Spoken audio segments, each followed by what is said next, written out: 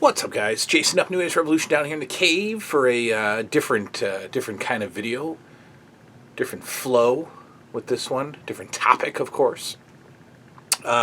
Somebody on the channel, a fellow named Ludwig von Expletive. Right? Yeah, I can't read your full name, because the children are watching. You see, but my man Ludwig says that he really respects my opinion and wants to know, do I ever get stressed or worry too much? If so, how do you deal with it? Would you ever make a video on this subject? And I said, sure. And he says that anxiety and stress rule my life, and when your videos pop up, it takes me back to the 80s when I was careless, carefree. All right, so somebody's asking me, how do I deal with stress, anxiety, worry? Is it a problem?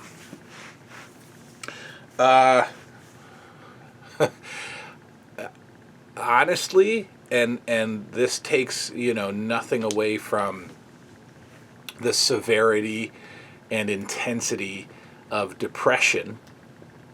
But I would rather deal with depression than deal with anxiety. For those of you who may not know, I am in the mental health business. I have my own mental health counseling practice, mental health and addiction. I am self-employed. I, run a practice, right? I don't have any employees. It's just my office. It's, my patients. And I've been doing that for about 20 years. I've been self-employed for 3, and, stayed employed by the big box stores, the hospitals and the clinics and things like that. I stayed employed by them while I was building up my practice and getting connected with insurance companies and things like that. So I'm in the mental health field. And I guess the cliche in the mental health and addiction field is that, people get into that field because they struggle, themselves with mental health or addiction. And I think that can be true. That's not the case for me. I didn't get into it because I was dealing with mental health or anything. I got into it because I didn't know what else I wanted to do when I went to college, and I just started taking some classes, and I woke up one day and had a master's degree and was in the field. That's kind of how it happened. But there are certainly, especially in the addiction field, a lot of former addicts, want to give back, I guess, once they get themselves together and they want to work in the addiction field. So I think there's a decent amount of recovered addicts working in addiction counseling. I don't necessarily think the same applies for mental health because we all have mental health problems, ladies and gentlemen. We all do.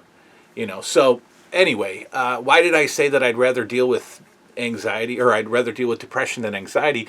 Because anxiety physically hurts. Anxiety physically hurts, right? Depression physically hurts. But when I have dealt with anxiety, it shuts down my system. And I can't shake it. And my anxiety, my dog is coming down. My anxiety takes a very physical form. I feel electricity through my body. Now we're talking about different things here. We're talking about anxiety first, and then we're going to talk about worry and stress, because worry to me is something specific. Stress is something specific. Anxiety can just happen for no reason. In fact, when I've had my worst bouts of anxiety, they've come on for no reason. And they're very physical. And like I said, I feel electric. I have felt when these things hit me, I feel like I'm literally plugged into an electrical outlet, right? I feel like I've had 17 cups of coffee. I have internal jitters.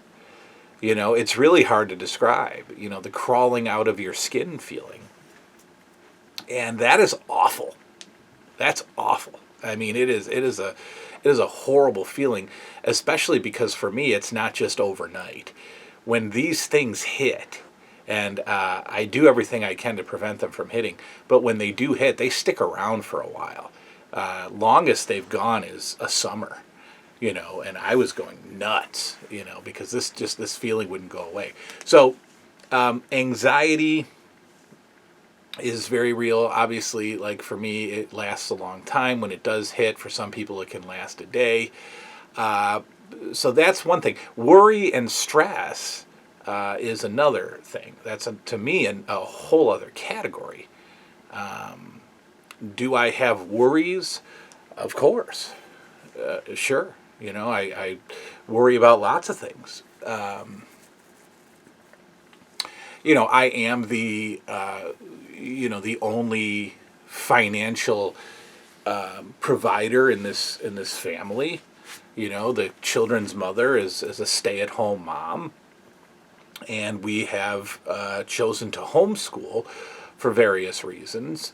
And so, we need a certain income to be able to have only one person working, maintain a home, maintain the expenses of life, maintain two children who want a lot of things, and they have a father who wants to give them a lot of things. And then the whole school thing, like, if I go down and their mother has to go back to work, they don't get homeschooled anymore. They go to school, which I don't necessarily think would, be the end of their lives, but it would be an adjustment for them. So there's a lot riding on that. So that's a worry. That's a worry. Will I always be able to maintain a caseload that brings me the income that I need? So that's when you're carrying the weight of your family on your shoulders, yeah, that's a daily worry. Okay, so we'll talk about daily worries, but then I'll talk about what I do with them, because if our daily worries stayed in the forefront of our minds, we'd be paralyzed, right? So we have to do something with them. We have to put them a little bit in the background of our minds, or else we're not going to perform. When you have children, you worry about them daily. Daily. Some of us a little bit more, some of us a little bit less. I'm more of a worrier. I worry when my kids get a cold. I worry when they have a cough. I worry when they put food in their mouths. Are they going to choke on their food? I don't like when they eat round things. I don't like when they eat grapes. I like it cut. Let's cut it in thirds. I don't want them swallowing a grape. And I think that just,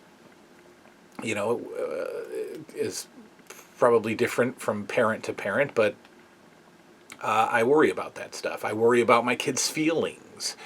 I worry about their own experiences out on the playground. How are they being perceived by other kids? What are other kids saying to them? So there's that.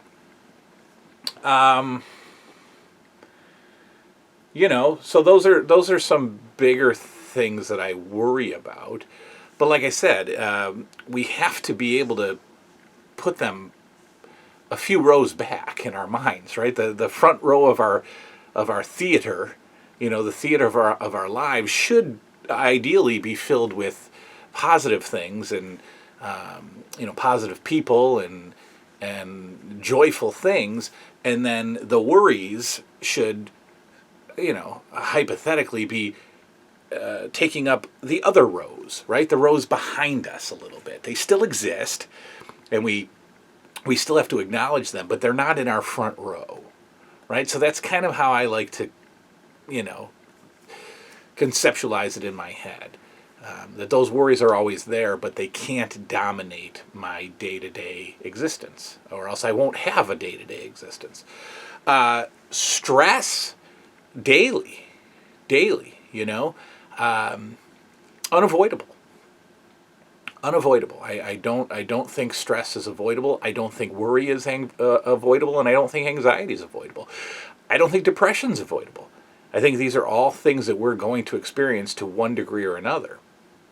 Right? So what do we do about it? Well, I have always told people throughout my career, find something, right? Find something that brings you some degree of joy. I think a major detractor of depression and anxiety is distraction, right? Put your mind on something else. I try to do that daily, right? And looking around and looking at you is part of my coping mechanisms, I guess, for depression, anxiety, stress, worry, all those things. Why? Because when I'm sitting down here and I am engaging with you guys, or I am sitting in front of the Zenith System 3, banging out a Metroid NES game or a Sega Genesis game, I'm not thinking about worry, stress, anxiety, depression. I'm not thinking about it. Does it make it all go away? Not permanently, but it makes it go away for the time that I'm down here. And so I bought myself a little bit of time away from those feelings. And it has to, whatever, I always tell people, find something that works for you. Find something that's exclusive to you. Find a distraction. Find a joyful entry into your life. Find a hobby. Find a passion that is exclusive to you. And I don't care what it is. And I don't care how intense it is or how, simple it is. It's not supposed to mean something to me. It's supposed to mean something to you. So I would always tell people, look, you can't go rock climbing and skydiving every week. You can't let that be your getaway from stress, anxiety, depression, and worry. Because those things aren't going to come often at all. Depression, anxiety, stress, and worry are going to come often. In fact, for some of us, they come daily. Right? So you got to have something daily. So it can't be big. It has to be small. But it has to mean something big to you. So for me, it's the 80s television shows on DVD. It's the movies. It's coming down here. It's collecting stuff. It's flea markets. It's watching Blu-ray hunting DVDs on YouTube.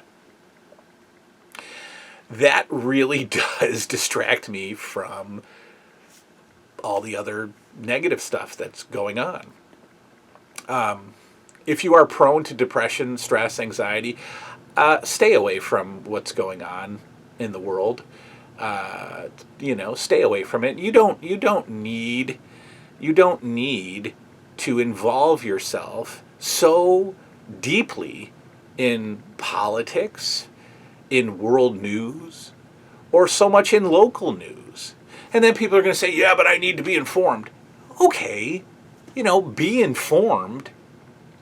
But if you invest all of yourself into those things, you're asking for trouble. You're asking to be very, very, very, jumbled in your mind or just overloaded with negativity and opinion and argument and he said, she said, and, one party is better than the other party and your president sucks and your president sucks. Go ahead if you want to be that person, but most of us can't hang with that anymore. So I've taken measures to cut off. I don't need to scroll through YouTube every morning and read ridiculous stories about things that happened hundreds and thousands of miles away from my home, right? Because I can't control it. There's nothing I can do about it, right? I can write an opinion about it, and be on one side of the fence or the other, and then argue with people who are on the other side as me. I can do that all day, but it gets me nowhere but more upset, more stressed, more anxious, more depressed. So I don't read about that stuff anymore. I don't read what Joe Biden said. I don't read what Donald Trump said. I don't read about abortion rights being taken away. I can't avoid things like a school shooting in Texas. I can't avoid that. But you know what? I'm not going to go deep into it. I'm not going to read about it. I'm not going to watch the funeral services. I'm not going to watch the tributes and the memorials. I'm not going to do that.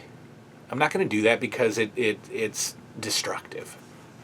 So instead of doing that, I'm going to come down here and I'm going to disappear into a simpler time for a little while. Or I'm going to lay up on the couch and I'm going to disappear into, Beverly Hills Cop 2. Right? Because that is refreshing and simple. It's kind of just like a diet, right? It's like your nutrition. Why would you, if you continue to put garbage into your body, you're going to have an unhealthy body at some point, whether it's food, whether it's substances, whether it's too much alcohol. If you abuse your body, then it's going to fail at some point, right? But if you put in some positive stuff, you might have a healthy life. If you abuse your mind with too much negativity, it's going to fall apart someday. Right. So anyway, that's a little bit of a ramble. The main event, the main point of all of that is get a life. Right. I tell people that all the time. They're like, what did you say? No, I don't mean it disrespectfully. Get something that means something to you and add it to your life, and see what that does to decrease your negative feelings. Just like my man Ludwig said, I'm anxious. Your show comes on, it makes me feel good for a while. Done. What more proof do you need that something can enter your life and diffuse the anxiety, the depression, the worry, the stress for a little while? Well, now after me, go do something else that also makes you feel good. Keep repeating it. Anyway, whatever I just said, I have no idea. I hope you got something out of it. I'm just, the dog is just watching me ramble. Anyway, so that's that. A little anxiety, a little depression, a little stress. We all got it. I got it. You got it. It's worse for some of us than others. Any follow-up questions, let me know. We can talk further about this if you want. We'll get back to our regularly scheduled programming tomorrow with whatever happened to school field trips. Yeah, and a very cool story I got about that. Anyway, that's it. Good night now.